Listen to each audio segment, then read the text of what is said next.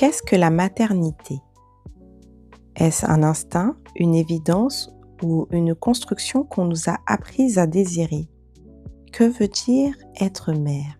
Est-ce aimer, protéger, se sacrifier ou simplement remplir un rôle qu'on attend de nous? Et puis, cet organe que je considère comme magique, l'utérus, est-il uniquement un outil de procréation ou est-ce qu'on a réduit une partie du corps féminin à une fonction presque mécanique? Aujourd'hui, on ne va pas parler de réponses toutes faites. On va questionner ce qu'on croit savoir. Parce que peut-être que la maternité, ce n'est pas une vérité universelle, mais une idée qu'on n'a jamais vraiment pris le temps de déconstruire. Alors installe-toi confortablement et laisse-toi porter. Hey belle âme, bienvenue sur la chaîne Naissent âme, le cocon où naissent les âmes. Je suis aujourd'hui avec Queen Véronique qui est aujourd'hui parmi nous pour nous parler un peu de son histoire. Parce que je l'ai contactée pour une raison assez simple, c'est que elle incarne pour moi la maternité pleinement parlée, avec son sens premier, le sens premier du terme. Du coup, je vais la laisser se présenter et puis elle va nous raconter un petit bout de son histoire et de son parcours. Alors, je m'appelle Véronique, je suis guadeloupéenne, puis je travaille dans la restauration, mais j'ai pas toujours fait ça. Je suis de celles qui a pratiqué pendant longtemps du sport, beaucoup de sport même. J'étais prof de sport et j'ai fait ça pendant très longtemps. Mais j'ai toujours eu deux métiers en fait. Donc la restauration que j'aime beaucoup parce que j'aime bien les métiers de contact en fait. Que ce soit le sport ou la restauration, ce sont des métiers de contact et j'aime énormément ça. Et aujourd'hui, je viens d'avoir 54 ans et j'ai basculé de l'autre côté. Donc ça veut dire que je suis entièrement dans la restauration et j'ai mis le sport un peu de côté, mais je ne vais pas tarder à reprendre. Voilà. D'accord. Et qu'est-ce que tu en penses de mon invitation ici dans ce salon de thé qui aujourd'hui n'a pas de thé, mais notre thé on va le prendre après. On va le prendre a la après, plage, on a la c'est plage. ça. Ouais, ça c'est mon. On a le cadre, c'est ton lieu d'ailleurs. Ouais, mon lieu, c'est mon lieu d'enfance. C'est là où j'ai appris à nager. C'est l'endroit où je fais du sport pour moi en tout cas, parce que je consacre énormément de temps à moi, parce que c'est important. Et l'avantage ici, c'est qu'il y a quasiment personne le matin très tôt, et je suis vraiment centrée sur moi-même. Voilà, et tu fais quoi par exemple? Je fais du sport sur le sable, je marche, je fais des exercices, je nage, je fais de l'aquagym, je fais un peu de tout en fait. Ouais, vraiment, c'est en mode juste le moment de se concentrer sur toi pour toi. Voilà, exactement. Et ne pas penser à tout le reste autour. C'est très important. Qui vient nous parasiter là, le truc facile. C'est très important. Quand je suis là, je pense à rien d'autre qu'à moi. Ok. C'est trop bien. En plus, on a le petit lever de soleil, donc exactement. Ça fait du bien. Et ça se voit d'ailleurs. Mais oui, mais vraiment, sans confiance de ce que tu vas nous partager. Oui, il n'y a pas de souci. Comme je dis, c'est pas facile hein, de se confier, mais en même temps, ça dépend avec qui, et puis ça dépend de ce qui vient en fait. Ouais, donc, il faut que ce soit naturel. Merci pour la confiance. Merci pour la confiance. Quelle est ton histoire? Alors, moi, je suis issue d'une famille de 4 enfants. Mère célibataire, élevant 4 enfants en fait. Donc c'est ma mère qui nous a élevés, ma grand-mère. Donc je suis en plein dans le maternel en fait. C'est ma mère, ma grand-mère, puis nous. Et puis malheureusement, j'ai pas pu avoir. T'as que des sœurs? Ah, que des frères. J'ai que des frères, ouais. T'es la seule fille en plus. Okay. Je suis la seule fille. Ma mère était fille unique. Enfin, c'est assez particulier. Quelque chose qui se suit quand même. Ça se suit. Et j'ai été éduquée par ma mère et surtout ma grand-mère.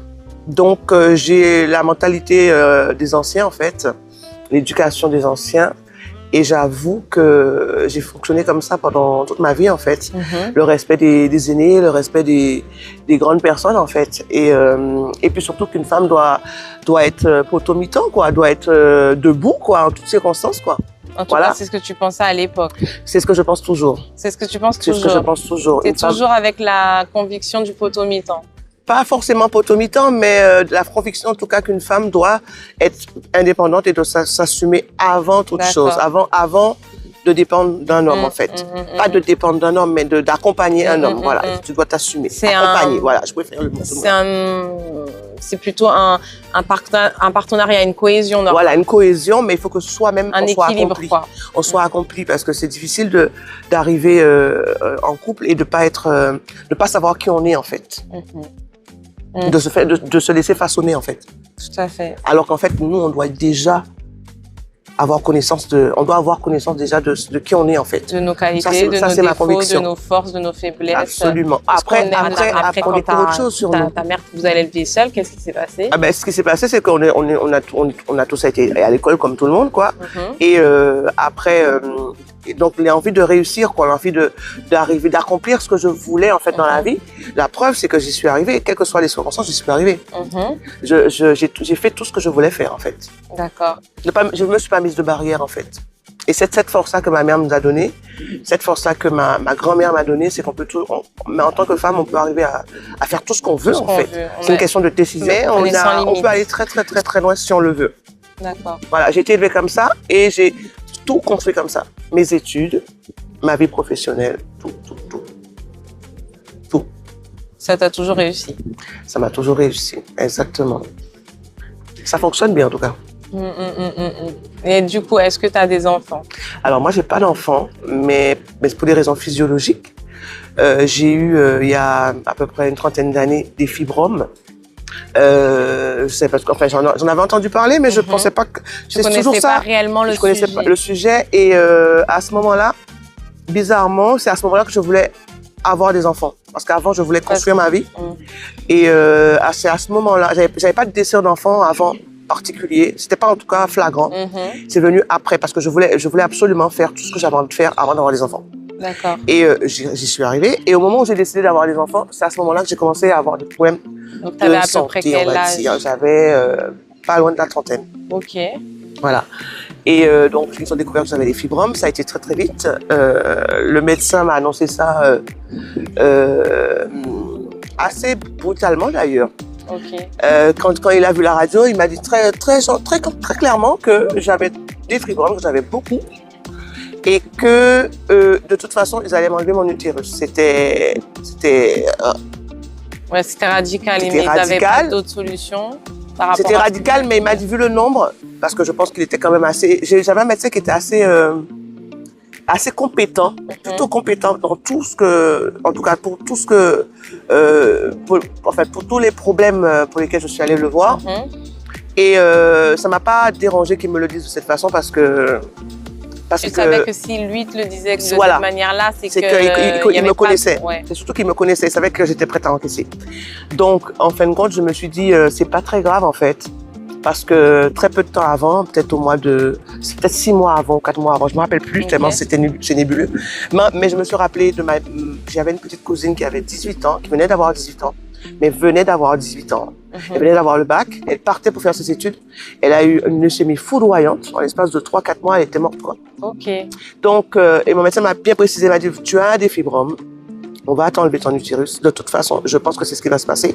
Parce que c'est pas lui le chirurgien, c'est pas lui le spécialiste gynécologique. Il avait déjà son idée, mais il avait déjà son idée, il m'a prévenu. Et c'est exactement ce qui s'est passé. J'ai vu quand même plusieurs spécialistes avant. Et pour finir par prendre ma décision. Et il m'a dit, t'as pas le cancer, t'as pas de cancer de l'utérus, c'est pas le cas, c'est pas ça. On va juste t'enlever ton utérus, tu vas pas avoir d'enfant. C'est juste ça. Tu vas rester en bonne santé. Et le pire dans tout ça, c'est que étant donné que j'étais sportive et que je faisais quasiment 25 heures de sport par semaine, j'avais le ventre plat de chez plat, avec les abdos, taille fine. Rien de signes avant-coureurs que j'aurais pu avoir comme les saignements, les vomissements, le ventre gonflé, rien. Il avait enlevé l'utérus d'une gamine de 17 ans, une semaine avant moi, avant qu'il me reçoive dans son bureau. 17 ans. Je me dis, à 30 ans, on est prêt à encaisser. À 17 ans, je ne sais pas. À 30 ans, j'ai quasiment, sincèrement, à 30 ans, j'avais quasiment tout fait. J'avais voyagé, j'aimais mon travail, je vivais à 100 à l'heure. J'aimais ce que je faisais, mais vraiment, ce que je peux dire sans hésiter, c'est qu'il faut aimer ce qu'on fait. Parce qu'on passe 70% de notre temps au travail. Si on n'aime pas ce qu'on fait, mais qu'est-ce qu'on s'emmerde, quoi. Et c'est le principal, parce que c'est comme ça, c'est la vie, c'est en société, on est obligé d'aller travailler pour vivre. D'accord? Au moins, déjà, si on peut apprécier ce qu'on fait un minimum. Sauf si on a un mari qui... Bref. Sauf si on a un mari qui peut nous entretenir, mais je ne conseille pas ça parce que c'est pas un conseil que je vais donner. En fait, un mari qui peut nous encadrer dans la vie, c'est un bonus, en fait. Mais il faut qu'on soit capable d'obtenir les choses par nous-mêmes, quoi. Après, le reste, c'est du bonus. Oui, c'est ça. Voilà. Obtenir par soi-même. Je suis assez d'accord avec ça. Oui, en fait, c'est juste le côté satisfaction de soi. Par contre, ça, oui. Et je suis contente d'avoir fait ça. Oui, non, vraiment. Ah là là, j'ai jamais cru que j'aurais pu faire ça. Ça, je veux bien te croire. Tu vois? Parce que quand tu as la satisfaction que tu as pour toi, mais en fait, je pense que c'est en tant que femme, je sais pas si les hommes ils ressentent la même chose, mais en tant que femme, quand tu as fait quelque chose que tu sais qu'aux yeux de la société, c'est quelque chose de compliqué, d'apparence en tout cas, t'es en mode comme ça, tu slay de ouf. Ouais, c'est ça. Tu vois, donc si, je vois très bien. Tu vois? Très bien. Et ça fait du bien et ça, tu remontes en estime, en amour propre en fait. C'est ça. Donc, et en fait, il y a ça, mais face à la maladie, si on peut appeler ça la maladie, parce que j'étais pas malade, jusqu'à preuve du contraire, j'étais pas malade. J'avais des fibromes. Ce sont des choses qui arrivent beaucoup aux femmes noires, parce que j'ai posé beaucoup de questions quand même sur ce sujet. Enfin, au chirurgien, hein, je lui dis, la fille dont il parlait, de 17 ans, c'était une fille noire. Okay. Alors, je lui demande, je dis, mais c'est dû à quoi? Et là, il m'a dit que c'est très courant chez la femme noire d'avoir des fibromes, et surtout beaucoup. Mais en général, ça arrive à des femmes qui ont déjà eu des enfants. Alors moi, j'en avais pas eu, et j'en avais beaucoup. J'en avais 28, un truc comme ça, dont un qui était assez gros. Et en fait, c'est que mon utérus a commencé à gonfler et s'est nécrosé. Et ça appuyait sur mes intestins. C'est ça, en fait, qui a causé la constipation. C'est pas le... Ok. En fait, ça a augmenté les problèmes de constipation. Ça a rajouté... En fait, ça appuyait sur mes intestins. Donc, forcément, ça m'a provoqué une occlusion intestinale. C'était gros. En fait, l'utérus était gros, avait pris du volume et il était nécrosé. C'est-à-dire qu'il avait plus ses fonctions. Donc, le chirurgien m'a bien dit, quand on va vous ouvrir, en fait, on saura ce qu'on fait. On a les radios, on a tout, mais il faut qu'on voie dans quel état est votre utérus, quoi. Et effectivement, quand je me suis réveillée, je n'avais plus d'utérus. Mais bon, il m'a annoncé ça assez gentiment, que j'avais plus d'utérus, que voilà, ça, que c'était pas grave, qu'il m'avait laissé mes ovaires, très important. Il m'avait laissé mes ovaires et que j'allais ovuler normalement, comme toutes les femmes, sauf que je n'allais pas avoir d'enfant. Pourquoi très important? Parce que les ovaires, c'est ce qui permet d'ovuler, en fait. On garde les capacités. On peut éventuellement... On garde le mécanisme physique, finalement. Voilà, physique, on peut faire de la fécondation. C'est notre femme, c'est interdit en France, mais on peut utiliser nos ovules pour pouvoir faire un enfant, en fait. Et sauf qu'en France, c'est pas possible, quoi. Et pourquoi? Parce que c'est interdit. On peut le faire aux États-Unis, on peut le faire dans certains pays. C'est ça, mère porteuse, c'est pas légal, en fait, ici en France. Donc, et sincèrement, vous savez quoi? Je me suis pas posé de questions. Je me suis dit, moi, je suis très croyante. Je me suis dit, c'est Dieu qui permet ce genre de choses. J'ai mes ovules, mais je suis en vie. Ça veut dire que toutes mes fonctions hormonales, etc. Hormonales, exactement, parce que c'est ce qui régule les hormones. Et toutes mes fonctions hormonales fonctionnent. Ce qui fait que la seule chose, c'est que j'ai pas de règles. Comme j'ai pas d'utérus, j'ai pas de règles. Ok. C'est pas compliqué, il n'y a pas de réceptacle. Donc, j'ai pas de règles et je peux pas avoir d'enfant. Comment ça se passe quand du coup, parce que il t'a laissé les ovules? J'ai laissé les ovaires, j'ovulais, donc j'avais tous les symptômes des règles, sauf que j'en avais pas. C'est-à-dire que j'avais les seins qui gonflaient. Donc les ovaires, les ovules ne craquaient pas? Enfin, je veux dire, elles s'éliminaient pas? Elles s'éliminaient pas parce qu'il n'y a pas du tout. Ah, ou bien elles ne se refaisaient même pas du coup? Si, ça fonctionne, mais ça n'a pas le fonctionnement jusqu'au bout, comme pour une femme qui a une utérus normale et qui a des fonctions normales. Par contre, j'avais les seins qui gonflaient, parce qu'il m'a dit tout ce qui va pas en bas va en haut. Ah, ok. Donc à ce moment-là, j'ai eu un tout petit peu plus de seins. J'avais les seins qui gonflaient quand j'avais... Mais je le sentais quand j'ovulais. J'avais les seins qui gonflaient et qui durcissaient comme pendant les règles. Pareil, la même chose. Donc, j'avais encore un fonctionnement, on va dire, normal. Et les ovules, ça permet aussi de retarder la ménopause, puisque c'est un problème hormonal. Quand on enlève les ovaires, ça crée des problèmes hormonaux, c'est logique. C'est le fonctionnement des hormones. C'est comme ça. C'est pour ça que j'ai eu ma ménopause récemment, alors que j'étais opérée et j'avais la trentaine. En fait, je vis ça comme une expérience, en fait. Ce qui est intéressant, c'est de se dire que j'ai une vie normale, j'ai vécu normalement, j'ai été ménopausée normalement, pas avant l'âge. Ok. Après, il faut apprendre à accepter. J'ai accepté très vite, en fait. Ok. J'ai relativisé très vite parce que j'étais en vie, en fait. D'accord. J'étais pas malade. J'avais mes 2 jambes, j'avais mes 2 bras. Je pouvais continuer à exercer mon métier, à avoir une vie normale. Sauf que je n'avais pas d'enfant. Le but, c'est est-ce que j'accepte? Est-ce que je reste à me morfondre, à me dire ah, je peux pas avoir d'enfant, non, non, non. En fait, j'ai décidé depuis peut-être que j'avais l'âge de 18 ans, je crois, je sais même pas pourquoi. J'ai eu cette conviction, c'est que quelle que soit la chose qui peut t'arriver dans la vie, il faut en faire une force. Ne pas avoir un enfant, c'est pas une tare, c'est pas un problème. C'est pas une tragédie en soi. C'est pas une tragédie en soi parce qu'on est en vie. Pour certaines femmes, ça le serait. Pour moi, non. Pour moi, non. J'ai cette force-là en moi pour m'être relevée. C'est la priorité. Mais la vie, c'est la priorité. J'ai le source de vie. Il y a des gens qui meurent sur les lits d'hôpitaux tous les jours. Il y a des gens qui m'ont donné cette leçon. C'était une belle fille. Maintenant, je vous dis belle, mais magnifique. Je l'ai vue naître, je l'ai vue grandir. Elle meurt comme ça en l'espace de 3-4 mois. Fulgurance, quoi. Je me suis dit, Véro, tu vas avoir 30 ans, tu as bien vécu, tu vas vivre encore. Elle n'a même pas profité de la vie.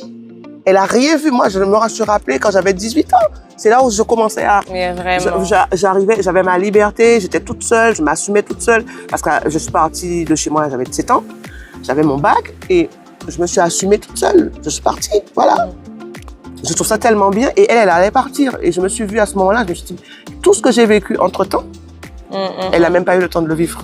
Ni l'amour, ni la vie Bref, elle n'a pas eu le temps. Et je me suis dit, mais qui je suis en fait pour Du coup, c'est à partir de ce moment-là que tu t'es cherché finalement. Je ne me suis même pas cherchée. Je me suis pas cherchée. Tu avais déjà un bout de qui tu étais. Ça a confirmé qui j'étais. Ça a confirmé qui j'étais et ce que je devais faire en fait. C'est-à-dire déjà enlever toute idée négative sur ce sujet-là, en parler facilement. D'accord. Parce que autant il y a des gens qui n'en parlent pas, moi ça me dérange absolument pas. Est-ce que ça te dérange? Bien sûr, on te pose des questions. Ah, vous n'avez pas d'enfant? Eh ben non, et je réponds franchement que c'est parce que je ne peux pas en avoir.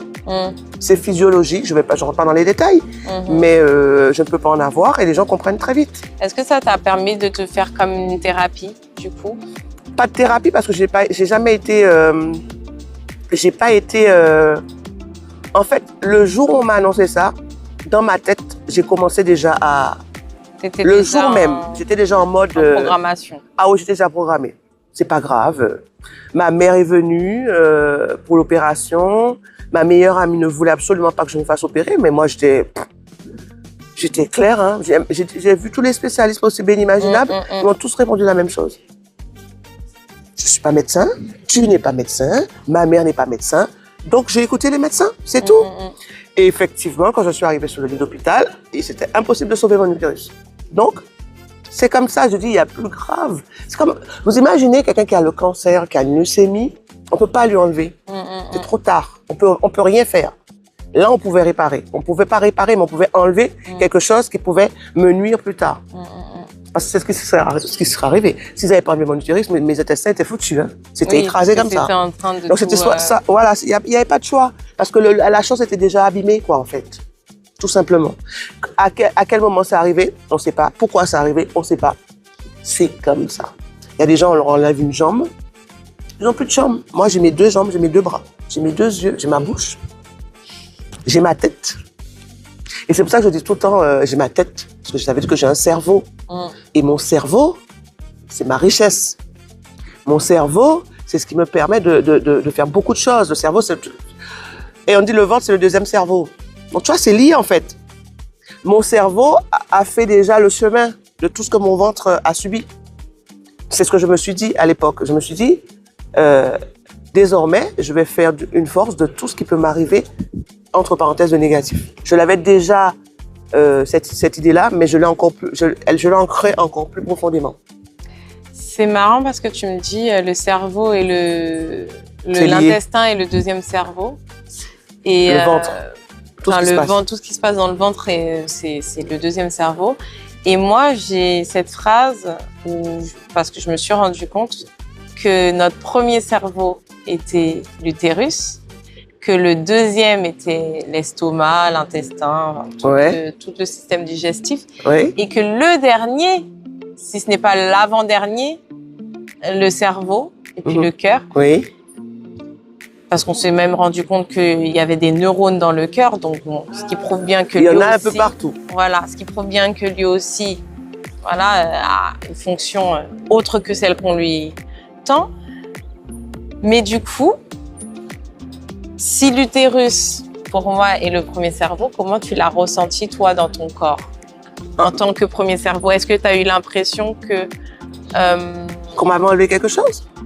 oui, est-ce que tu as continué... Est-ce que, oui, déjà, est-ce que tu as eu l'impression qu'on t'avait enlevé quelque chose? Est-ce que tu l'as ressenti? Mais est-ce que même au-delà de ça, ça t'a fait éprouver des émotions particulières? C'est sûr qu'on me l'a enlevé, mais encore une fois, je sais, la preuve, c'est que je n'ai eu aucun signe avant-coureur. J'en ai eu aucun. Quelque part, je me dis, peut-être que mon cerveau avait déjà, c'était déjà dit. C'est ce que je me suis dit après. Tu penses que ton corps s'était déjà préparé? Ouais, D'accord. Ouais, parce je que pense. les choses se sont faites de manière assez fluide, finalement. Ouais, je pense que mon corps s'était déjà préparé. C'est aussi bizarre que ça puisse paraître. C'est ce que je me suis dit parce que même le médecin m'a dit, mais vous avez aucun signe, mais rien du tout. Que même physiquement. Physiquement, mais j'étais quelqu'un, alors qu'il m'a dit extraordinaire, j'ai jamais vu ça. Donc ça veut dire que physiquement, j'étais pas prête. J'étais pas prête peut-être à avoir des enfants. Et que pensant que j'étais prête alors que j'étais pas prête. Et que finalement, le deuil a été facile à faire. Je sais pas comment t'expliquer ça. Je sais, en fait, dans ma tête... Je pense qu'il y a peut-être une part aussi de conditionnement. Ouais, de conditionnement, exactement. Parce que finalement, c'était tellement easy peasy de pouvoir easy dire peasy. OK. Oui. C'est pas grave. Non, mais il y a aussi une chose que j'ai oublié de dire, c'est que moi, je suis issue d'une famille monoparentale et que j'ai vu ma mère trimer. Enfin, c'est après que j'ai fait ce chemin-là. J'ai vu ma mère trimer pour nous élever, toute seule. Donc, je pense aussi que ça a joué aussi.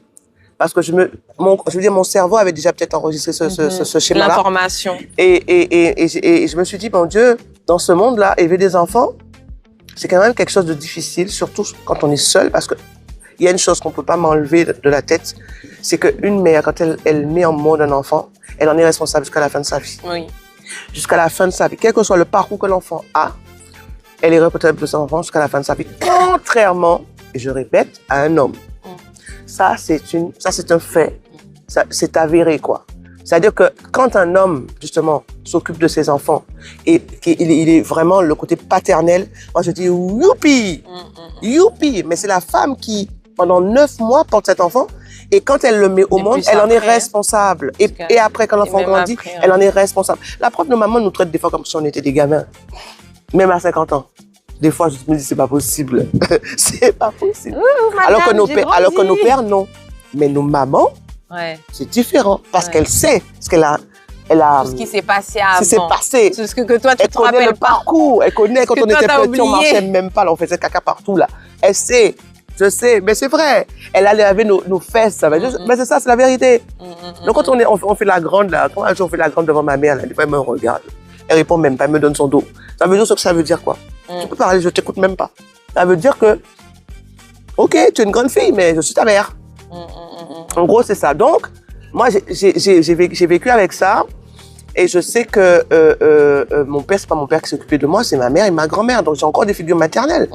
Donc, et à ça, je me suis dit, est-ce que je veux vraiment avoir des enfants, en fait? Est-ce que finalement, tout ça là, c'est pas le résultat d'un conditionnement, mais que je percevais même pas, en fait. Mais je pense que le côté aussi guerrière, là, c'est là que j'ai pris ça, en fait. Je me suis dit, je peux me débrouiller dans la vie, je peux avancer, mais ça veut pas dire que j'ai rien contre les hommes. Attention, au contraire. Au contraire. Mais j'avais ce schéma-là dans ma tête.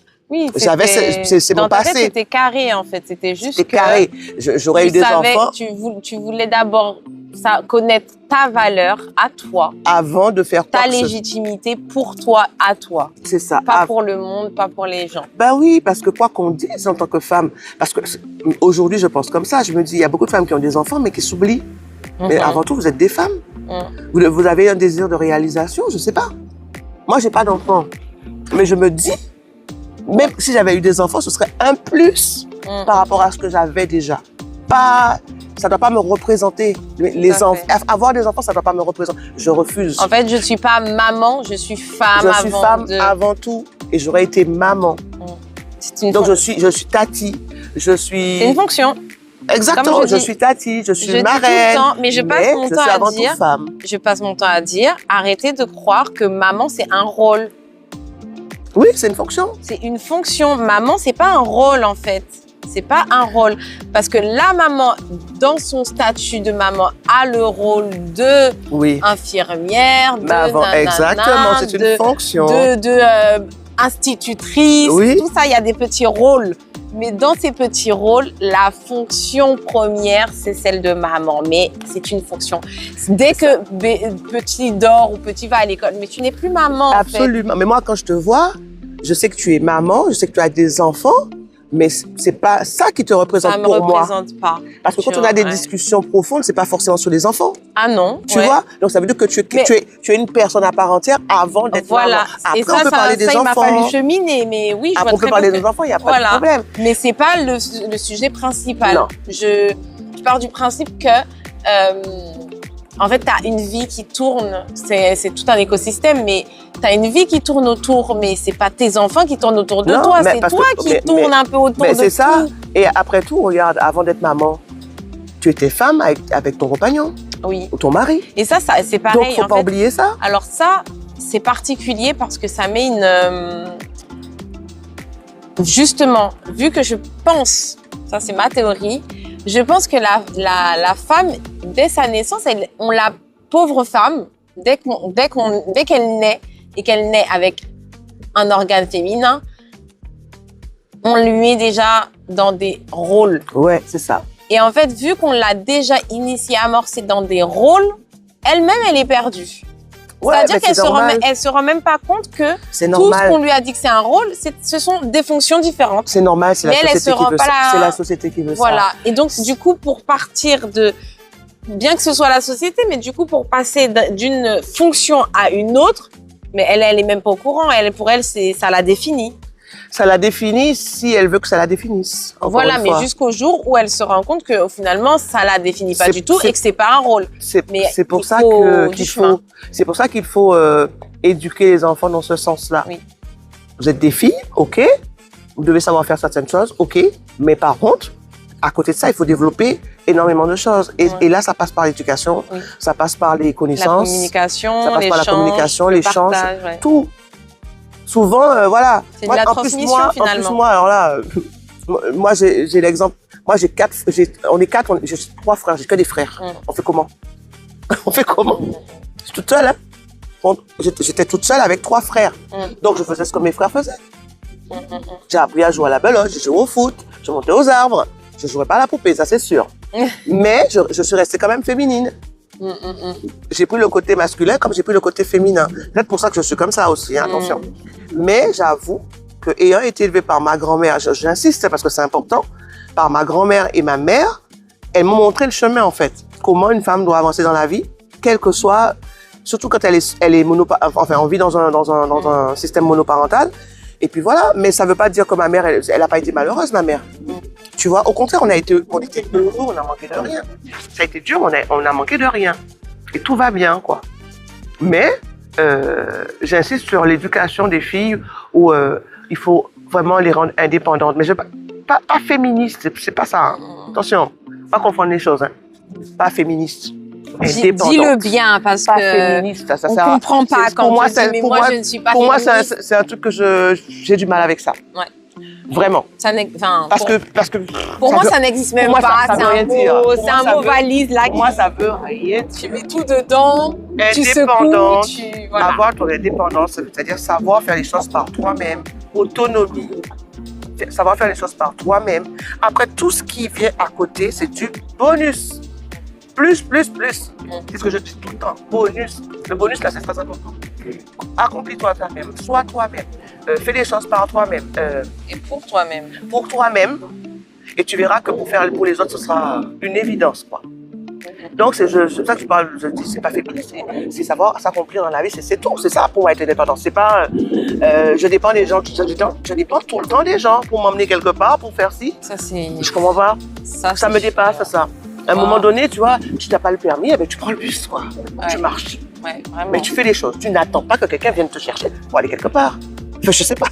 Enfin, c'est un exemple que je donne. C'est un exemple que je donne.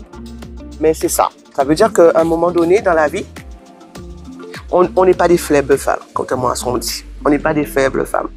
On ne pense plus comme ça. Et même à l'époque, il y en avait des très très fortes. On les a empêchées d'avancer, mais elles y sont allées quand même. Donc ça veut dire que c'était un truc qui existait déjà depuis longtemps. Oui. C'est pas dû au temps moderne. Non. Ils ont pensé qu'ils ont libéré la femme, machin. Non, ça a toujours été. Ça a toujours c'est bien été. pour ça qu'ils ont inventé des mots Ils ont légalisé. qui vont nous cliver un peu. Ils ont légalisé. Ouais, c'est Donc, ça. pour moi, c'est pareil. Pour moi, quand une femme prend la décision de ne pas avoir d'enfant, je la respecte. Tout à fait. Même si elle est apte à le faire. Je respecte, c'est son corps, elle fait ce qu'elle veut avec. son C'est choix, sa vie. Vous pouvez ne pas être d'accord avec ça. Ça, c'est votre problème. C'est Bah pas ouais. le sien. Parce qu'elle, elle le vit très bien. Elle a déjà fait son parcours intérieur. Elle sait déjà ce qu'elle veut. Elle ne veut pas enfanter parce que X, parce que Y. Ce sont ses raisons. C'est sa vie, c'est son corps. Elle fait ce qu'elle veut avec. Pareil pour l'avortement, elle fait ce qu'elle veut avec. Je ne suis pas forcément pour, parce que je me dis que c'est une bénédiction de donner, de mettre au monde des enfants. Si c'est son choix, encore une fois, si c'est son choix, si c'est pas son choix, son corps. On en revient toujours à ça. L'ouverture d'esprit, c'est ça aussi. C'est ça l'ouverture d'esprit. Voilà, c'est de se dire que chacun a son libre arbitre. Mais en fait, il faut avoir la liberté aussi de parler de la maladie, de ce qui peut pas aller dans un corps. Parce qu'un corps, ça peut être le cerveau, ça peut être les intestins, ça peut être le cœur, ça peut être le foie, ça peut être n'importe quel organe, ça peut être un membre aussi. Donc à partir du moment qu'on vous enlève quelque chose, c'est que c'est nécessaire. Si c'est nécessaire pour ta survie, il n'y a pas de problème. Ça ne devrait pas poser de problème. La plupart des gens qui sont amputés, vous voyez, ils ont fait un chemin dans leur tête. Finalement, c'est pas si grave que ça. À l'heure actuelle, on peut mettre des prothèses. Il y a des enfants qu'on ampute. Donc, là, je parle devant la caméra, mais il y a des gens qui ont des problèmes très, très, très graves de santé. Ou qui sont alités, ils peuvent pas marcher. Et qui aimeraient être à notre place. Toi, t'as mis comment dire? T'as mis quelque chose de, finalement t'as mis beaucoup d'amour en fait à l'information que tu as reçue. Oui, beaucoup, et j'informe. Et j'informe beaucoup. Arrêtez de vous triturer le cerveau. Faites le chemin vous-même. Vous allez voir que finalement, les choses que vous pensez très très graves, c'est pas grave en fait. Il y a plus dur dans la vie. Il y a des gens qui sont dans les hôpitaux. Il y en a qui sont sous terre. Vraiment. Tu pars tu es là aujourd'hui, demain tu n'es plus là. Donc, mon credo, c'est être heureux. Être heureux. À partir du moment que tu es heureux, heureuse, dans ta vie, dans ce que tu fais, dans tes décisions, dans ta prise de décision, il n'y a rien qui pourra t'arrêter. Si je voulais que tu fasses cette interview, c'est parce que justement, je trouvais ça assez fascinant que tu aies cette sensibilité maternelle. Et parce que justement, Véronique, c'est toujours la femme qui va être là à ton écoute, qui va soigner tes bobos, qui va être ton épaule pour te consoler. Tu vois, t'as ce truc où t'as le bon conseil au bon moment, vraiment l'aspect, la maman, la tata, la sœur. Qu'est-ce qui fait ça, à ton avis? Qu'est-ce qui fait que t'as cet aspect déjà maternel très fort? Peut-être parce que j'ai pas d'enfant. C'est-à-dire que j'ai multiplié par 10 ce côté où il faut que les gens, en fait, hommes-femmes, il faut que les gens prennent conscience de leur valeur, en fait. C'est-à-dire que j'ai toujours été comme ça, en fait. C'est quoi ta valeur, en fait? Je reviens toujours à la même chose. C'est-à-dire que avant, le côté maternel, mais c'est pour tout le monde en fait. C'est-à-dire que regarde-toi d'abord. Je vais toujours te dire, même un petit enfant, regarde-toi d'abord. Regarde-toi d'abord, qu'est-ce que tu sais faire, qu'est-ce que tu sais, quel potentiel tu as, qu'est-ce que tu penses, qu'est-ce que tu penses, parce que c'est ça en fait, parce que tu vis avec des enfants, mais est-ce que tu interroges tes enfants, est-ce que tu as l'envie de savoir ce que cet enfant pense, parce que ce n'est qu'un enfant. Je te dis qu'il n'a pas d'idée, qu'il n'a pas mais discute avec un enfant pendant 5 minutes, 10 minutes, tu serais impressionné par ce que tu peux apprendre. Mais vraiment. Sur lui. Donc c'est pour ça que je dis c'est ce côté-là en fait. C'est comme ça que j'ai découvert que mon grand il aimait les barrages hydrauliques. Mais tu vois. Parce que je vais dans la salle de bain, je vois tout. C'est quoi les barrages hydrauliques? Tout plein de. Tu vois. Comment on appelle ça? Il utilisait tous les trucs de la salle de bain, un savon, un shampoing, il fait un rouleau, enfin plein de trucs. Et en fait l'eau faisait ça. Et je lui dis mais qu'est-ce que c'est? Mais c'est ça. Et je lui dis mais qu'est-ce que c'est? Et il me dit, il te montre déjà la suite. Tu touches pas, hein? Tu casses pas mon barrage. J'ai dit oui, mais j'ai besoin de me laver. Donc la maman est comme ça, les jambes sont écartées d'un genre. Mais j'ai dit mais tu vois, et après on va te dire que c'est cet enfant-là qui peut-être n'arrive pas en maths, oui. Mais il y a des signes. Et moi je regarde, à chaque fois qu'on me dit quelque chose sur mes enfants, je dis oui d'accord. Et puis je regarde parce que je me dis, vous vous rendez pas compte en fait, parce que quand vous dites ça à une maman ou à un parent qui n'a pas la conscience justement de se dire je vais parler, prendre le temps de parler avec mon enfant, etc. Eh bien, il sait pas tout ça. Non. Donc il va croire l'autre adulte qui vient lui transmettre une information. Pour son enfant avec qui il vit à 24h24. Mais c'est ça. J'exagère, mais... Oui, mais c'est ça. Tu commences à avoir, enfin, on t'émet des doutes que tu n'avais pas à la base pour quelqu'un que tu connais. Censé connaître. En tout cas, censé connaître. En fait, et j'ai dit, mais ça, c'est chaud. Mais c'est ça, en fait. En fait, moi, je crois que depuis tout jeune, j'avais la capacité d'observer les gens. Et observer, en fait. J'aime parler aussi, attention. Oui. Parce qu'il faut parler pour communiquer, on est d'accord. Mais il faut analyser aussi. Il faut analyser aussi. Tu peux poser des questions. Et puis, c'est ce côté-là, en fait, que j'ai développé. Et puis, ma grand-mère aussi. Ma grand-mère a toujours été comme ça, en fait. Elle pose des questions. Voilà, c'est surtout ça. Mais en fait, j'ai toujours été comme ça, en fait. Je me suis toujours intéressée à l'autre. C'est ce côté-là. C'est plus l'intérêt, en fait. Je suis curieuse des gens, en fait. Je ne sais pas si je suis maternelle. En fait. Je ne sais pas si je suis maternelle, mais j'aime bien ce côté-là. Autant il y a des gens qui ne s'intéressent pas aux gens, mais moi, c'est exactement l'inverse. C'est pour ça que j'ai choisi des métiers de communication, tout simplement. Pour communiquer avec les gens. N'importe qui. N'importe qui. Que ce soit les anglophones, les francophones, les enfants, n'importe qui. Parler avec les gens. Mais en plus, parler avec les gens, parce que vraiment, ça t'amène toujours des surprises. Mais tu te dis, mais qui est cette personne? Mais écoute, tu as déjà dû entendre ma fameuse théorie. Enfin, c'est un truc, vraiment, ça conditionne ma vie aussi. Les fameux 5 domaines de ma vie. Alors, dis-moi. Où je dis qu'il y a 5 domaines, comme les 5 doigts de la main. Il y a le domaine familial, il y a le domaine, on va dire, professionnel. Il y a le domaine amoureux, intime. Il y a le domaine amical et il y a l'inconnu. Et l'inconnu, pourquoi je mets le petit doigt pour l'inconnu? Parce que c'est le plus petit domaine, c'est-à-dire c'est la partie la moins importante dans ta vie. Selon toi. Quand je suis selon moi, parce que la famille, on la choisit pas, puisque on est dans une famille, on est frères et sœurs, on a mère, père. Non, mais quand je dis selon toi, dans l'idée que... Dans l'idée, c'est-à-dire l'inconnu, c'est-à-dire que c'est... T'as l'impression que c'est pas grand-chose, mais en fait, finalement, c'est pas si petit. Voilà, c'est comme l'histoire de l'atome tout petit, voilà. Dans ce sens-là que je dis ça. En fait, t'as la partie... En fait, c'est du domaine du visible, de ce que tu vis au quotidien. Au quotidien, c'est le mot. La famille, c'est le quotidien. Professionnel, quotidien, puisque tu vas travailler tous les jours.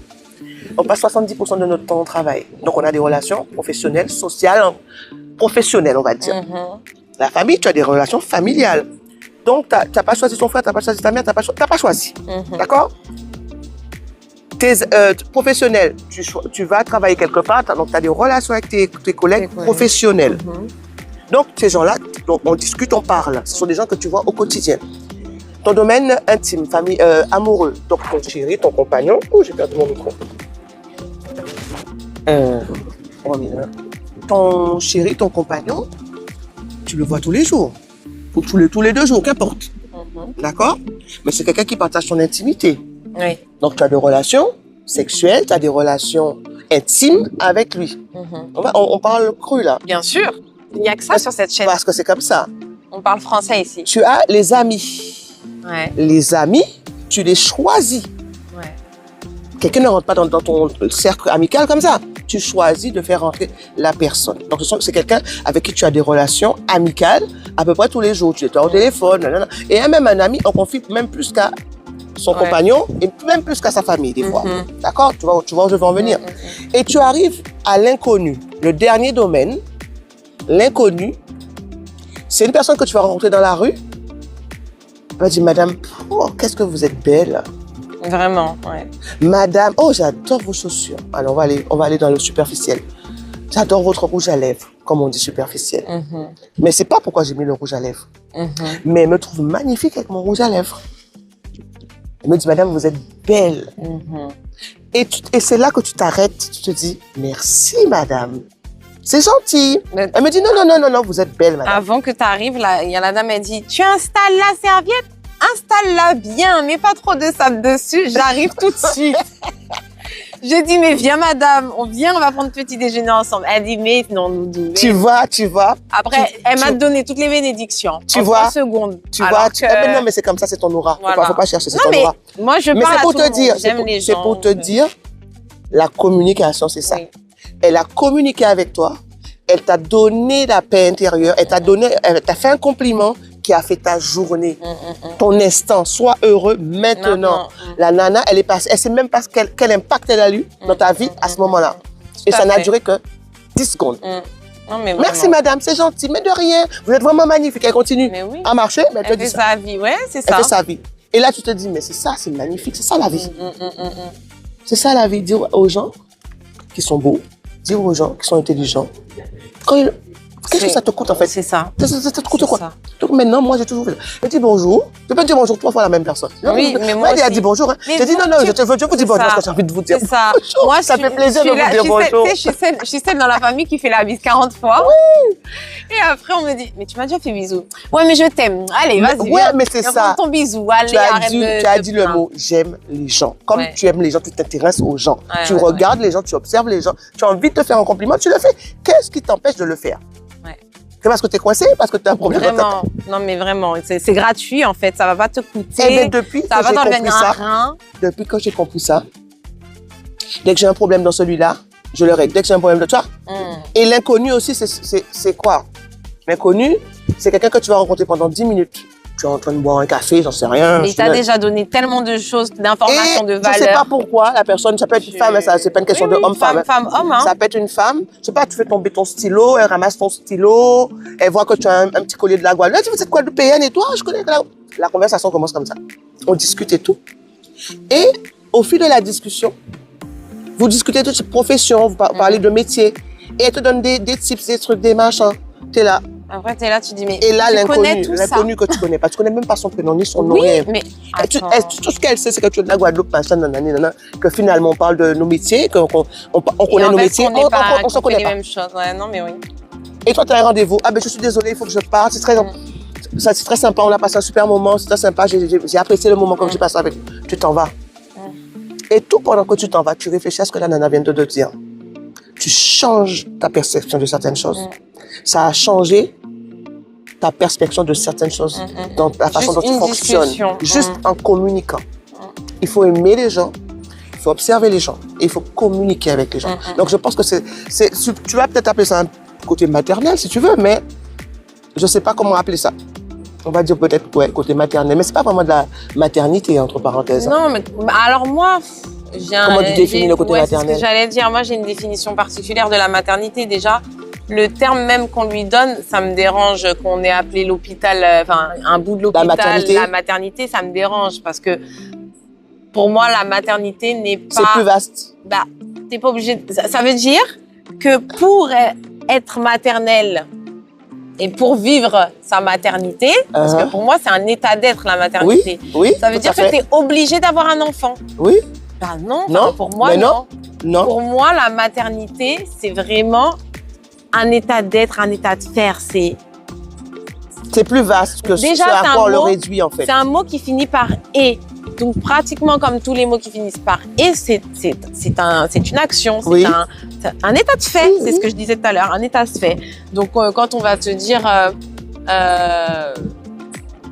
je sais, quand on te dit parentalité, bon, c'est presque pareil que maternité, mais quand on te dit parentalité, tu sais que c'est le fait d'être parent. Oui. Alors que là, tu sais que c'est le fait d'être maternelle. Et pour moi, maternelle, c'est quoi? C'est juste être en capacité. Une maman, c'est quoi? Elle sait te soigner, t'écouter, t'entendre, te Oui. conseiller. Mais il y a des mamans qui n'ont jamais enfanté. Voilà. Et donc, tu peux très bien rencontrer la maternité et ne jamais avoir enfanté. Bien sûr. Et tu peux très bien aussi avoir enfanté et ne pas connaître la maternité. Absolument. Tu te dis, tu connais l'amitié. Ne pas être maternelle, voilà. Pas être maternelle. Mais il y en a beaucoup. C'est dans ce sens-là que je dis maternité, parce que maternelle et maternité, pour moi, c'est le même mot qui a été un peu modifié pour te chambouler la tête. J'ai compris. Tu vois? Mais parce que quand au final, t'as enfanté effectivement, mais derrière, t'as pas cet aspect de maternité, tu t'arrives pas. T'arrives pas. T'arrives pas à intégrer que... Même si tu sais que c'est tes enfants. Hein, oui. Mais pour toi, tu grandis, tu continues de grandir avec eux en même temps, mais voilà. Tu t'y intéresses pas. Ouais. C'est ça en fait. Voilà. T'as pas d'intérêt pour ces enfants-là. C'est ça. Parce que c'est ça en fait. Quand tu dis qu'elle ne s'intéresse pas à ses enfants, ça veut dire que ça lui parle pas en fait. Oui, c'est ça. C'est pas qu'elle veut. C'est même pas volontaire. À ce niveau-là, je vois le côté tu comprends? Le terme maternel. C'est qu'elle le fait même pas volontairement. Soit elle sait pas faire. Non, elle est pas dans ça en fait. Tu vois, soit elle sait pas faire, soit elle ne veut pas faire et qu'en fait la vie a fait que elle s'est retrouvée dans cette situation, mais comme tu dis, ça ne l'intéresse pas. Mais c'est pour ça que pour moi, c'est un mot. C'est un peu comme on disait tout à l'heure, féministe. Pour moi, c'est des mots comme ça. Déjà, c'est des mots du féminin qu'on devrait remasteriser ou revoir parce qu'en fait, c'est des mots qui ont perdu de leur essence première. Oui, mais en même temps, il fallait un mot pour définir quelque chose. Oui. Donc, ils ont pris celui-là. Oui, c'est ça. Si c'est celui-là qu'ils ont choisi, si c'est celui-là qu'ils ont choisi, je ne suis pas féministe. Oui, bah, moi non plus. Je suis féminine. Je ne suis pas féministe. Oui, voilà. Mais tu vois, c'est des petites nuances comme ça qui... Je ne suis pas féministe dans le sens où... on peut en comprendre le sens. Dans le sens où, oui, c'est bien d'avoir le droit de vote, c'est génial, ouais, super. Mais qu'est-ce qu'on a perdu avec ça? Parce que c'est ça, en fait. Il y a les avantages et il y a les inconvénients qui vont avec. Mais bon, c'est pas le débat aujourd'hui. Mais tu as mis le mot intérêt. Intérêt, quand je te parle des 5 domaines de ma vie, là, tout à l'heure, en fait, c'est comme ça que j'ai réussi, en fait, à mettre de côté certaines personnes avec des idées négatives et tout. Justement, dans les domaines familial, le domaine amical, le domaine professionnel, le domaine sentimental. Voilà, ce serait le mot. Sentimental. C'est pas amoureux, c'est sentimental. On dit sentimental parce que c'est ton amoureux, c'est la personne qui partage son intimité. Et c'est pour ça que l'inconnu est très important. Ça t'apprend, en fait, à te rendre compte. L'inconnu qui, justement, t'a fait du bien pendant 5 minutes, qui t'a fait du bien pendant 10 secondes, ça te permet de répercuter ce que tu as ressenti, ce que tu as compris à ce moment-là, dans les autres domaines de ta vie. Ça conditionne le reste. Tu te dis, si quelqu'un que je vois pendant 10 secondes est capable de me dire que je suis belle, pourquoi mon chéri ne me dit pas que je suis belle? Même s'il me voit tous les jours. Pourquoi, chérie, tu me dis pas que je suis belle?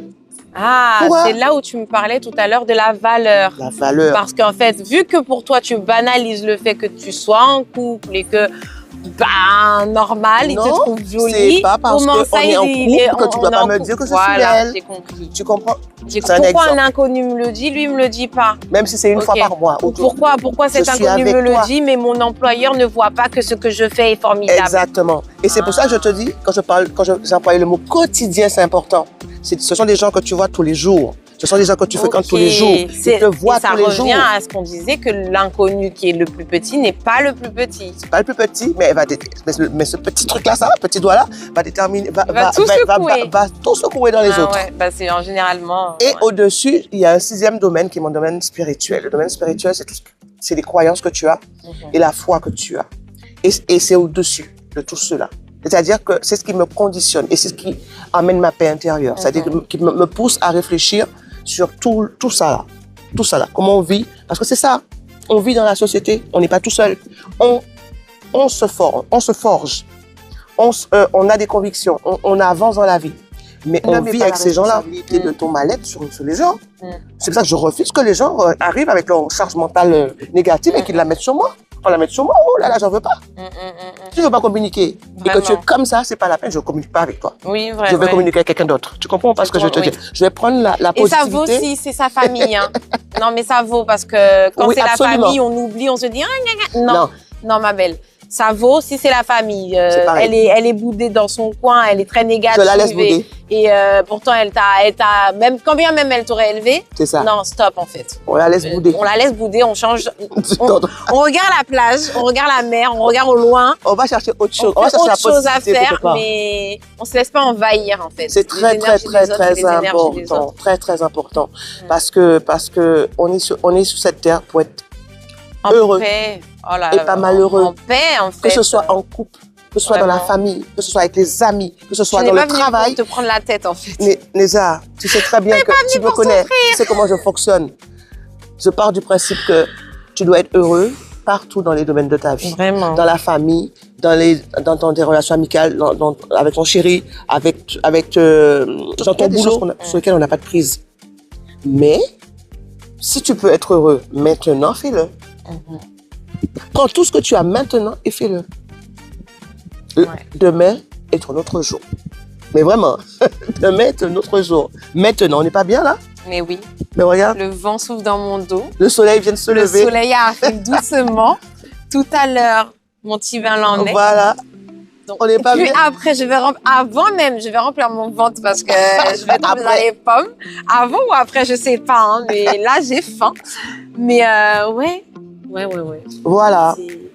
Parce que tu vois même quand je t'appelle et que tu me dis oui, je suis dans la voiture, j'emmène un tel au sport, un tel, je me dis mais regarde là, regardez la madre, je sais pas. Ah oui, mais je vis et les gens. Elle a une vie à 140 en fait. Et les gens sont étonnés des fois de dire tu n'as pas d'enfant, je dis non, j'en ai pas. Mais j'en ai pas, mais j'ai la vie qui va avec. Oui, c'est ça. Je m'adapte. Et je trouve ça ultra fascinant. Je me dis, mais... Je m'adapte et j'en parle très facilement parce qu'il y a trop de femmes qui souffrent dans ce monde. Ouais. Parce qu'elles ne peuvent pas avoir d'enfants et qu'on leur met des étiquettes, quoi. Ne pas avoir d'enfants, ne pas avoir... Ça ne me définit pas. C'est pour ça que tu as accepté de faire cette interview. Ouais, ça ne me définit pas. Tu voulais partager ce message. Ben oui, on parle d'enfantement, on parle de mère, on parle de maternité, mais c'est pas une fin en soi en fait. Et ce que ce que j'aime bien dans tout ce que tu nous as partagé, c'est que tu nous as tu nous as beaucoup parlé de cycle. Oui. Et ça, j'ai adoré parce que ça revient encore une fois à mettre en lumière ce que je fais que dire tout le temps. Les femmes sont faites sur le même modèle. Et en fait, on est toujours dans un état cyclique. On est des gestatrices, qu'on ait fait des enfants ou qu'on n'en ait pas fait. On est des gestatrices et on a toujours notre cycle. Il est là, il nous conditionne, il nous permet de vivre notre vie. Absolument. Et donc, ça va avec même l'histoire de ce fameux cerveau dont on parlait tout à l'heure. Enfin, tout est en lien. Et en fait, le fait que même quand tu nous disais tout à l'heure qu'ils n'avaient pas retiré les ovaires, ça va avec en fait. C'est que je me dis, on vit toutes des choses qui sont similaires, avec des vies qui sont similaires, même si on ne vit pas les mêmes choses exactement. Mais quand on voit des problématiques, on se rend compte que c'est toujours en lien avec quelque chose de cyclique. C'est en lien. C'est toujours en lien avec quelque chose de cyclique. Ça arrive toujours à des périodes bien précises. Tu vois? Ouais. Donc, à partir du moment où on aura compris que notre fonctionnement de femme, c'est un fonctionnement qui est circulaire, qui a du mouvement, qui a de la vie, on sera comme on est là actuellement en train de vous parler, à prendre doucement la brise du vent, à suivre le rythme. C'est vrai que c'est pas toujours facile. On est toujours dans des vies à 100 à l'heure. On ne s'arrête pas. On a toujours quelque chose à faire. Moi-même, je parle là, mais je dors peu ici. Donc, tu vois, et je le sens. Maintenant. Mais c'est ta période, c'est cette période. Voilà. C'est comme ça. Maintenant, une fois le cycle terminé, on passera à la suite, en Ouais, fait. ouais, ouais. Une fois le cycle fini, Absolument. tu passeras à la suite. Tu mettras le reste de côté et tu vas continuer. Alors, juste respectez votre cycle. Absolument. Respectez votre rythme. Respectez ce qui vous correspond. Ouais, En fait, vous savez ce qui est bon pour vous. ouais. Personne d'autre ne sait ce qui est le Personne. mieux pour soi. Mhm. Donc, juste on se respecte et on s'aime. Voilà. Est-ce que tu aurais envie de donner un message de fin, ou que ce soit à une jeune fille ou une femme qui se recherche ou qui essaye de se découvrir? Est-ce que tu as quelque chose à dire à quelqu'un? En fait, il faut apprendre à s'écouter. C'est tout bête, hein. C'est-à-dire que où te mènent tes réflexions, en fait. Où te mènent tes réflexions avec ce que tu as vécu. Je sais pas, je m'adresse à une jeune fille, on va dire de 15 ans. Ouais, 15 ans, parce que avant, est-ce qu'on a vraiment cette capacité de réfléchir aux choses de la vie? Je sais pas. Mais ça peut arriver très tôt, comme ça peut arriver, ouais, voilà, pour certaines un peu plus tard. Mais pose-toi des questions sur ce que tu veux dans la vie, parce que souvent, c'est à ce moment-là qu'on nous demande ce qu'on veut faire dans la vie, en fait. Qu'est-ce qu'on veut faire? En général, on ne sait pas trop où on veut aller. Mais on sait que on veut être soit une femme forte, soit une femme... Il y en a qui disent, je veux être femme au foyer, hein, je veux avoir des enfants. Il y en a qui le disent. Hein. Voilà, il faut que tu saches ce que tu veux, en fait. Quelle est ta priorité? Même à 15 ans, tu veux obtenir quoi dans la vie? De l'argent? Donc, tu vas te conditionner pour obtenir de l'argent. Tu vois? Est-ce que tu veux aider les gens? Je sais pas. En fait, quel est ton moteur? Quel est ton moteur, en fait? Même à 15 ans, 15-16 ans, je savais déjà. Qu'est-ce qui t'anime? Qu'est-ce qui te donne envie? Qu'est-ce qui te donne envie? Qu'est-ce que tu veux obtenir dans la vie? Tu vois? Moi, je voulais obtenir des diplômes, je voulais obtenir des capacités, en fait. Oui. À pouvoir faire les choses et pouvoir faire les choses sans obstacle, en fait. Ça, en fait. Je sais pas comment t'expliquer ça. Si. En peu carriériste avec beaucoup de détermination. Voilà, avec beaucoup de détermination. Je savais que de toute façon, quel que soit le métier que je ferais, il fallait que je le fasse bien. Voilà, j'ai un métier, quel que soit le métier, il faut que je le fasse bien. Et j'avais pas d'a priori sur le métier que j'allais faire. Médecin, tout ce que tu veux. J'avais pas d'a priori. Tu te laissais aller. Je me laissais aller. Et je me dis, en fait, il fallait que je me construise. C'est-à-dire qu'il faut que j'ai les capacités de rebondir. Voilà. Je me suis toujours dit, il faut que j'ai les capacités de rebondir. Ça, depuis que j'ai l'âge de 15-16 ans, dans ma tête, ça a toujours été très clair. Quel que soit il faut que je rebondisse. Dans les études, dans tout, il faut que je rebondisse. Il ne faut pas que je stagne. Ouais. Tu vois? Il ne faut pas que tu te sentes... Et il ne faut pas que je me mette non plus dans une case. Mais d'ailleurs, c'est intéressant que... Qu'est-ce que tu dirais à une femme qui a l'impression de stagner? Et pourquoi tu penses qu'elle a cette impression? Pourquoi elle a cette impression? Parce qu'elle n'est peut-être pas arrivée au but qu'elle voulait. En fait, est-ce qu'elle a vraiment... Est-ce qu'elle a suivi son rythme? Voilà, est-ce qu'elle a suivi son rythme? Et est-ce qu'elle a vraiment déterminé l'objectif, le bon objectif? Parce que des fois, on veut beaucoup de choses. Ah oui. On veut beaucoup de choses, donc on se disperse. Donc, elle a l'impression d'être stagnée parce qu'elle n'a pas... Réduit le champ. Souvent, c'est ça. Et le jour où tu dis, je veux quoi exactement aujourd'hui, là. Ouais, tu prends ta décision assez rapidement. C'est pour ça que je dis, il faut écouter les autres, mais il faut s'écouter. Je veux quoi exactement? Je veux ça. C'est pas je veux un truc qui ressemble à ça, hein. Je veux ça. Tu vois? Ça, je t'ai dit, je veux. Ça, et je vais faire tout faire pour j'obtiendrai. Voilà.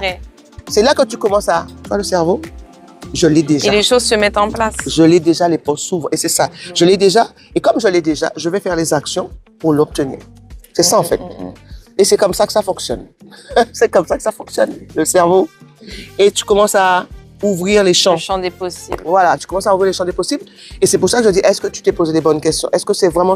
Tu crois que tu veux avoir des enfants? Est-ce que c'est vraiment ça que tu veux? Mais vraiment. Hein. Pas si vite. Je me permets une petite page de publicité dans ton programme pour t'informer que le sujet que nous étions en train d'aborder sortira en partie 2 dans quelques jours. Si tu ne veux pas la louper, active la cloche de notification et abonne-toi. Chacun ses croyances. Encore une fois, c'est encore un truc que j'accepte. Que tu sois pas croyant, j'accepte. Mais tu crois en quelque chose. C'est super important. Pour te donner la force. Tu crois en quelque chose, tu as un moteur. Donc, qu'importe le moteur, ce moteur-là, il te fait avancer. Lui, c'est lui qui me fait avancer. Mais ça peut être autre chose. Donc, c'est là que je dis, j'ai pas de problème à communiquer, à discuter avec les gens en général par rapport à ça. par rapport à plein de sujets. Il y a des sujets pour lesquels je ne suis pas du tout, comment dirais-je, je ne connais pas. Au contraire, j'ai du sable sur les lèvres. Oui. C'est le vent. Non, c'est pas c'est le vent. Il y a des moments de vie. Il y a des choses que tu vas apprendre à 20 ans, il y a des choses que tu vas apprendre à 30 ans, il y a des choses que tu vas apprendre à 40 ans, 50 ans. Exactement. Mais la dernière fois, je disais Faut être ça. ouverte. Je disais, mais en fait, L'esprit. j'étais tellement contente d'avoir 30 ans. Et c'est parce que j'ai eu mes 30 ans que j'ai compris le pourquoi j'étais tellement contente Ben d'avoir oui, 30 ans. ben oui. J'ai dit, mais parce que je me suis rendu compte que je vivais des phases déjà par tranche de 10 ans, mais aussi par tranche de 15 et de 5 ans. Oui. Et en fait, je me suis dit, mais quand j'avais 15 ans, c'était stylé, ma vie. Après, je passe, je dis, mais quand j'avais 30 ans, quand j'ai eu 30 ans, c'était stylé aussi. Mais quand j'ai eu 20, il s'est passé telle chose.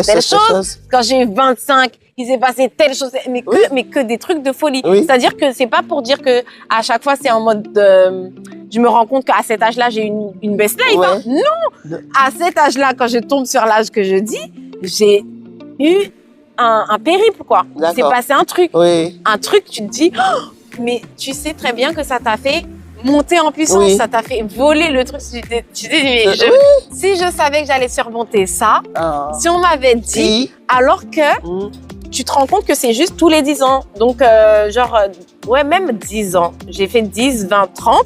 Et après, j'ai fait 15, 20, 25, 30. Et j'ai pas encore 35, mais... Mais tu sais, ce que tu dis, c'est vraiment ça. Tu sais que j'ai 54 ans, j'ai hâte d'avoir 60 ans. Mais oui, mais je te comprends. J'ai hâte d'avoir 40 ans. Donc, du coup, à chaque fois, je dis, bah, j'ai 30 ans pendant 10 ans. De malade. Parce que je suis tu te dis, pressée. oh, à 50 ans, c'était ça. Ah oui, il y a encore des trucs.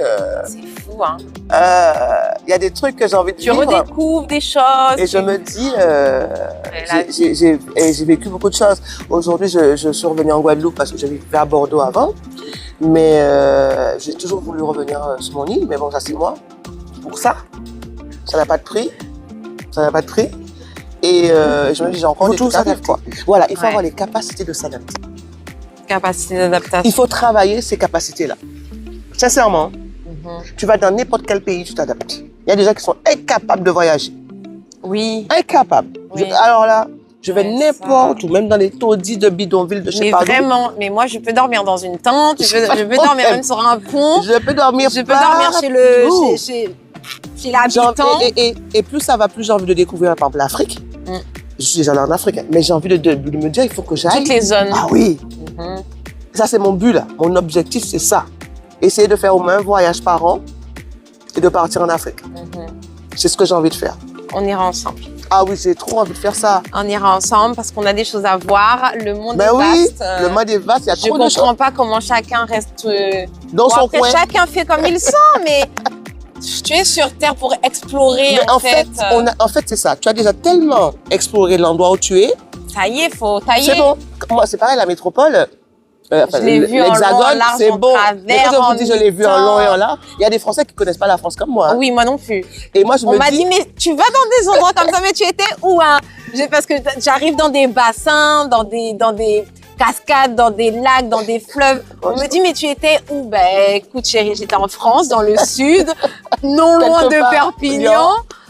Enfin, tu vois, Oui. j'expérimente.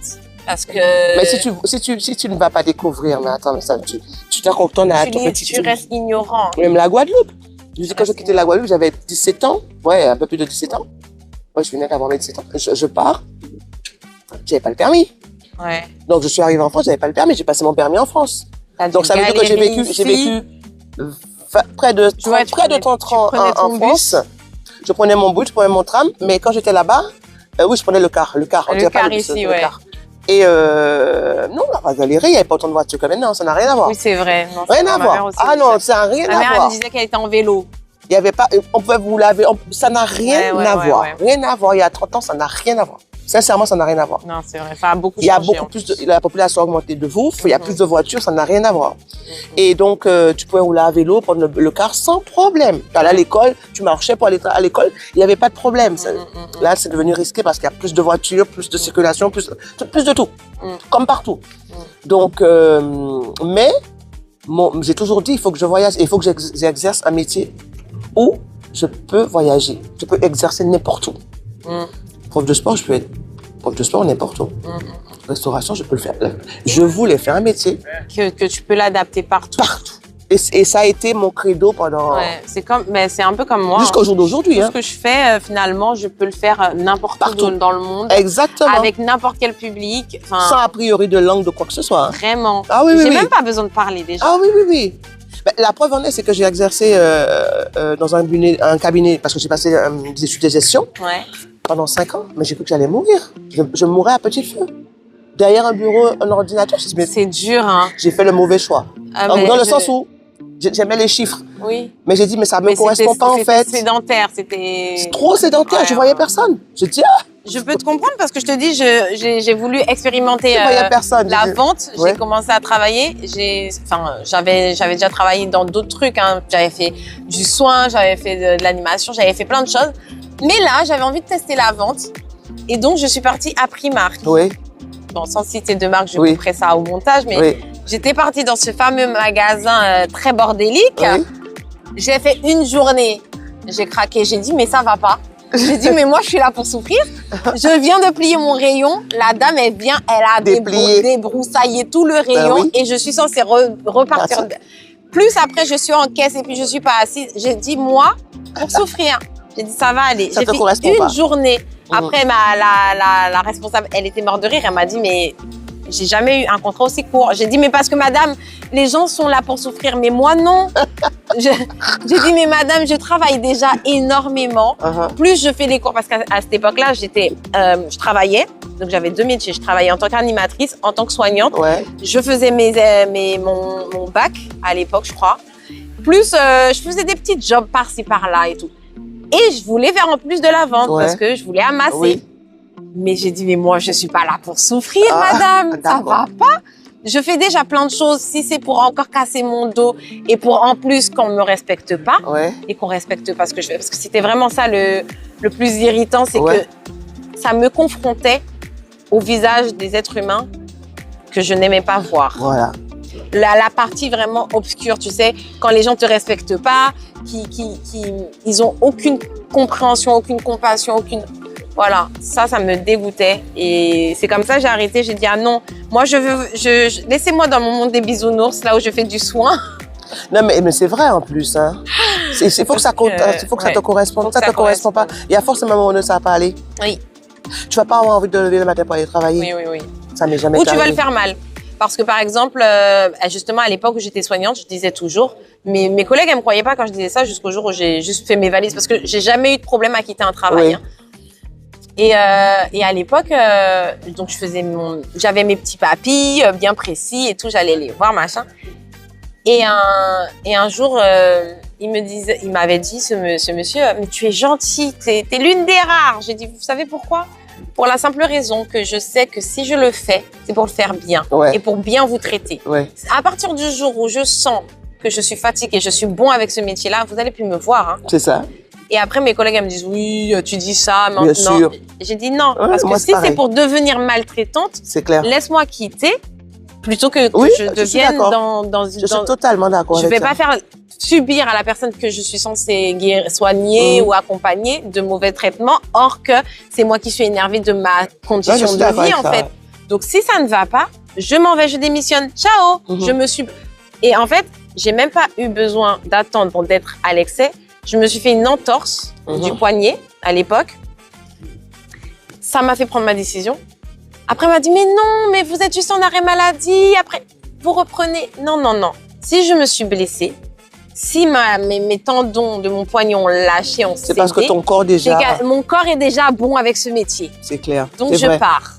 Je suis partie. Et pourtant, j'étais très jeune. Hein. J'étais encore je crois, j'avais même pas encore la majorité. Je suis pas sûre. En tout cas, si j'avais la majorité, c'était un frais 18-19. D'accord, ok. Mais j'étais vraiment très jeune parce que j'ai commencé à travailler, j'avais 15 ans. J'étais déjà accélérée, je faisais 15 minutes de travail. Donc du coup, non, j'ai toujours eu cette mentalité. Totalement. Tu vois. Je pars du principe que soit tu fais bien, soit tu fais pas. C'est pour ça que quand je parlais, tu te disais que il y a des trucs qu'elle dit qui me parlent. Hein. Parce que c'est vrai, j'ai toujours pensé comme ça aussi. Hein.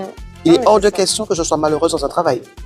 Je refuse, on passe 70% de notre C'est temps horrible. au travail. Je refuse de me lever le matin avec la boule au T'as mal au ventre. ventre, t'es stressé d'aller voir tes collègues. Je parle du matin, mais non, tu t'endors, tu as déjà la boule. Mais oui, Tu t'endors parce que tu te dis, mon Dieu, je vais encore les demain voir, c'est matin, con. tu penses déjà. À tous les cons que tu vas croiser. Ah, c'est con. C'est fou ça. Comment tu vas dans un travail, tu sais que tu t'entends pas avec tes collègues. Je refuse parce que ça te met une espèce de Ouais. mauvaise énergie. Ouais. Et je veux Bad pas. vibes. Je veux pas. J'ai dit, moi, je dis tout le temps, tant que je suis contente d'aller travailler, je me réveille, je dors sur mes 2 oreilles, c'est qu'on est bon. Je suis au bon endroit. Je travaille avec les bonnes personnes. Mais en Tu parlant vois? de bonne énergie, je vais feuilleter le livre, tu vas me Ouais. dire stop, et ensuite je feuilleterai sur les lignes, tu Ok. me diras stop. Ok. Parce qu'en général, je fais toujours, c'est le recueil de pensées de la mère. Oui, Et je fais toujours ça en fin de vidéo d'accord. parce que je trouve ça fascinant qu'à chaque fois on tombe sur Ah, ok. le bon message. Ok, allez. J'aime beaucoup. Allez. Vas-y. Go. Stop. Si on entre dans Ok. une conscience un peu philosophique, psychologique et subjective, on peut très facilement se rendre irréalité compte objective des choses, de ce qu'est la conscience ordinaire. Et seul, réel, tangible, concret, mesurable, pour ainsi dire, devient si fluide que presque inconsistant et n'a pas réalité que la conscience qui le perçoit. Une réalité absolument variable et quelquefois tout à fait contradictoire suivant la perception de la conscience. Peu importe ce que tu dis, fais, pense. Si tu t'imposes pas la vraie vibration, la vraie énergie, la vraie puissance, dans même ce que tu fais de plus basique, de plus ordinaire, ça n'aura aucune valeur, aucun Absolument. intérêt. Aucun impact. J'espère que vous avez compris parce que j'avoue que j'ai Parce beaucoup... que les mots sont Ouais, ce sont des mots, et c'est lourd. ouais, Ouais. lourds. Ouais, c'est lourd. Je l'aime bien Mais- ce livre parce il te force, avec 2 lignes, il te force à réfléchir, mais en même temps, c'est vrai que les mots sont Mais en très fait, lourds, mais, pour résumer, qu'est-ce que tu veux? ouais. Qu'est-ce que tu veux? Le truc que il est pas encore, tu peux pas le toucher. Oui, Il c'est a ça, encore. mais c'est ce qu'il a dit là. Donc, qu'est-ce que tu veux? C'est presque imperceptible. Donc, puisque c'est ce que tu veux, Comment tu vas créer ton concret? c'est ça. Puisque c'est ça que tu veux, commence à vibrer dans ce sens-là. Commence commence vraiment à être conscient que ça là. En fait, tu regroupes tout. C'est comme Ouais. si tu faisais une grosse Tu boule concentres ton avec, énergie tu dessus. concentres ton énergie dessus et C'est comme si c'est un flux. Exactement. Et ça rend les choses fluides après. Ben c'est ça. C'était ça. Fluide. Évidemment, j'ai perdu la page Ben maintenant. oui, c'est normal. Hein? C'est normal. Mais, ouais, mais c'est ça.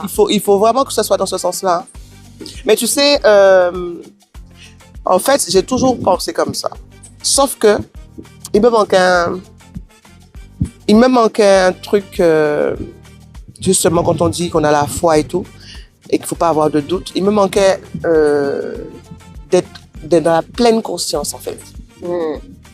Parce que tout le monde me dit, mais Véro, tu es confiance t'es confiante, tu as confiance en toi. Je dis, oui, j'ai confiance en moi. Je sais qui je suis. Mais tu as toujours quelque part des doutes. Je ne veux pas dire que je vis sans doute, mais il y a toujours quelque part, voilà, les peurs. Des peurs. Irrationnelles parfois. C'est Bien souvent irrationnel, même. mais pour des trucs, des fois, tu dis, non. Et tu sais, et il y a une phrase qu'elle dit, comment elle s'appelle? Elle dit, peu importe le comment, le plus important, c'est l'objectif. Peu importe comment tu vas y arriver, c'est pas le plus important. Le plus important, c'est ce que tu veux. Peu importe comment tu vas y arriver, parce que c'est ta capacité justement à vibrer dans ce que tu veux qui va t'emmener sur le chemin, en fait. Ouais. C'est ça. Et parfois, t'es pas prêt. Hein. Oui, t'es pas prêt. Parfois, t'es pas T'es prêt. tellement pas prêt que tu mets tu Ça laisses tes fait que peurs, te donner une calotte. Po. tu laisses tes peurs, machin. Et le jour où ça arrive, tu te dis, oh, c'était que ça, en fait. Il faut juste ouvrir le champ des possibles. Et c'est ça le plus dur. Tu sais la phrase que je mets souvent sur mon machin, disant que la négativité, ça bloque le progrès et que les peurs, ça bloque les bénédictions. C'est quoi une bénédiction? La bénédiction, c'est la bonne chose qui va t'arriver. le truc que tu vas avoir, que tu veux, le truc que tu, les bonnes choses. C'est ça la bénédiction. C'est pas les mauvaises choses. Quand on dit bénédiction, c'est ça. Hein. Le truc que tu es béni, ça veut dire que tu es béni, tu as quelque chose de bon, tu vois. Donc, ça bloque, la peur bloque les bénédictions. Ça veut dire quoi?